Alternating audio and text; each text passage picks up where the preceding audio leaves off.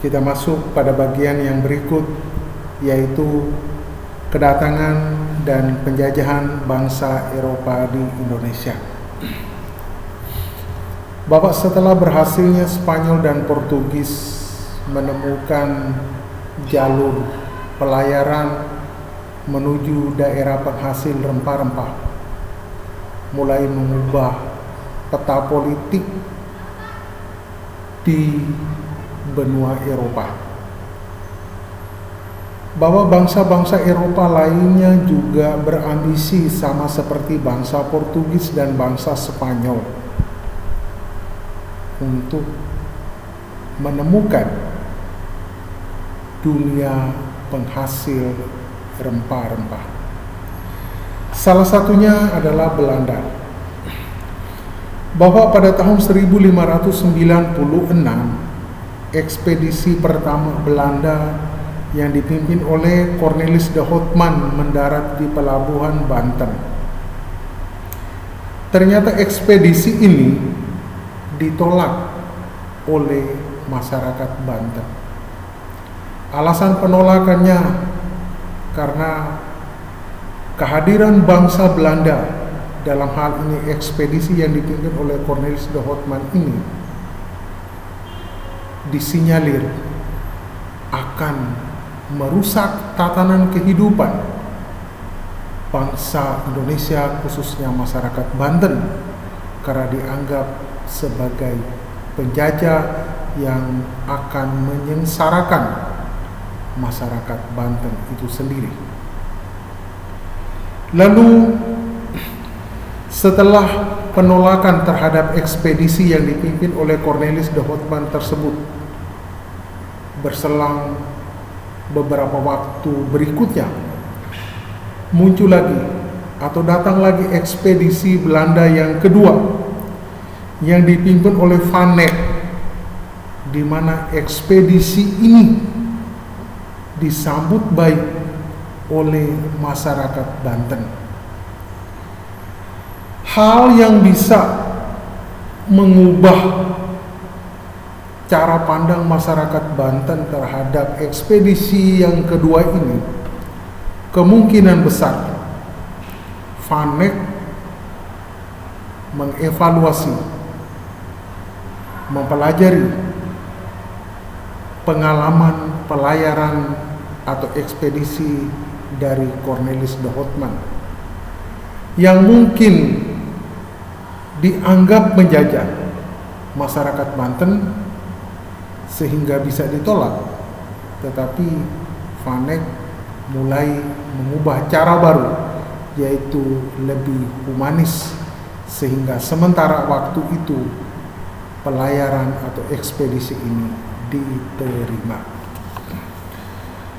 Lalu yang berikut, kehadiran bangsa Belanda di Indonesia dan menjadikannya sebagai bangsa yang memonopoli seluruh perdagangan rempah-rempah di Indonesia. Maka didirikanlah sebuah organisasi para pedagang-pedagang Belanda yang disebut dengan VOC. Tujuan didirikannya VOC itu ada dua, yaitu yang pertama tujuan intern dan yang kedua adalah tujuan ekstern. Tujuan intern yaitu kongsi dagang ini didirikan untuk menghindari persaingan antar sesama pedagang-pedagang Belanda.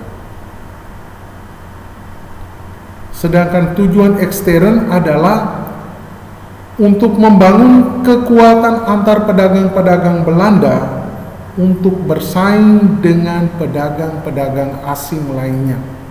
Belanda mulai rasa ketakutan kalau ada pedagang-pedagang asing lainnya yang datang di Indonesia dan juga berdagang rempah-rempah di Indonesia, bisa menjadi ancaman bagi para pedagang-pedagang Belanda. Maka dibutuhkan sebuah organisasi antar pedagang-pedagang Belanda sebagai kekuatan baru untuk menghadap pedagang-pedagang asing lainnya. Setelah VOC didirikan, ternyata VOC ini mendapatkan legalitas atau pengakuan resmi dari pemerintah Belanda.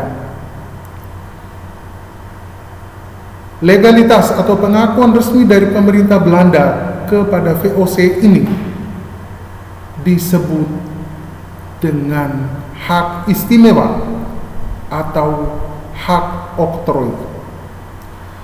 Hak-hak istimewa dari VOC salah satunya antara lain yaitu memonopoli perdagangan di seluruh wilayah Amerika, Afrika. Tetapi khusus di Indonesia, mereka mempunyai monopoli yang luar biasa. Ya. VOC juga berhak untuk melakukan perjanjian dengan raja-raja lokal. VOC juga berhak untuk membentuk angkatan perang. VOC juga berhak untuk memungut pajak. Hak-hak istimewa yang dimiliki oleh VOC tersebut ternyata membuat VOC semakin leluasa, membuat VOC semakin besar kekuasaannya di daerah penjajahan.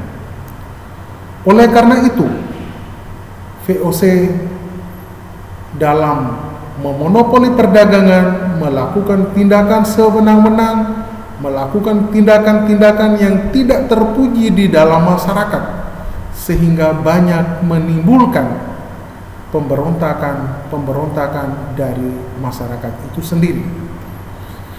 Sebagai sebuah kongsi dagang yang memonopoli perdagangan di Indonesia, ternyata VOC juga lama-kelamaan mengalami kemunduran atau mengalami kebangkrutan.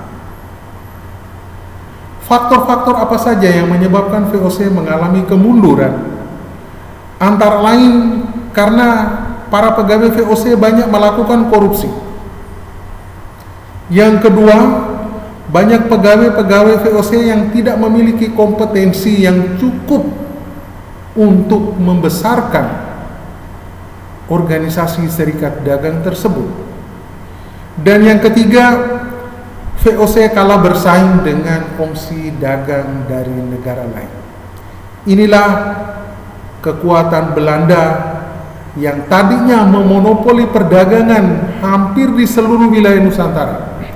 Akan tetapi juga saatnya, waktunya mengalami kemunduran.